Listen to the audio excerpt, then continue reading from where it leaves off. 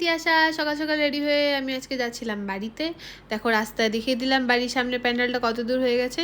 আর বাড়িতে গিয়ে দেখি সারপ্রাইজ না, অ্যাকচুয়ালি আমি জানতামই দিদি অ্যাকচুয়ালি এসেছিলো, তাই জন্যই আমি বাড়িতে গেছিলাম। কারণ এই যে পুচকুটার সাথে আমার অনেক দিন ভালো মতন দেখা হয় না। তারপর কি সারাদিন ধরে দিদি বোন মা সবাই মিলে ভীষণ আড্ডা মারলাম। আর বিকালে চলে গেছিলাম দিদির সাথে মার্কেটে। ওই যে আগের দিন ব্লাউজগুলো বানাতে দিয়ে আসলাম, ওগুলোই নিতে গেছিলাম।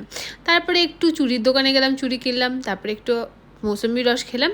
তারপরে এই টিপ টুকিটাকি যা যা লাগে পুজোর আগে, জানোই তো মেয়েদের তো কেনাকাটা শেষ নেই, সেগুলো করে বাড়ি চলে আসলাম।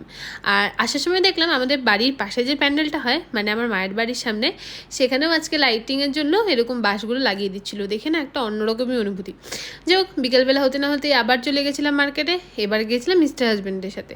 মিস্টার হাজব্যান্ড আমাকে এবার পুজোয় প্রথমবার শাড়ি কিনে দিল। হ্যাঁ, আগেও দিয়েছে, বাট বিয়ের পরে তো এটা প্রথম, তো একটা এক্সপিরিয়েন্সটা অন্যরকমই ছিল। প্রথমে গেছিলাম মোহিনী মোহনে, ওখানে কিছু পছন্দ হলো না, তাই চলে গিয়েছিলাম সিল্ক হাউসে। ওখান থেকে একটা শাড়ি নিলাম। ব্লগগুলো কন্টিনিউ দেখতে থাকো, তাহলে সব শাড়ি দেখতে পাবে। তারপর একটু খাদিমসে চলে গিয়েছিলাম, একটা জুতো নিলাম। আর তারপরে বাড়ি চলে আসলাম সিঙ্গারা মিষ্টি নিয়ে।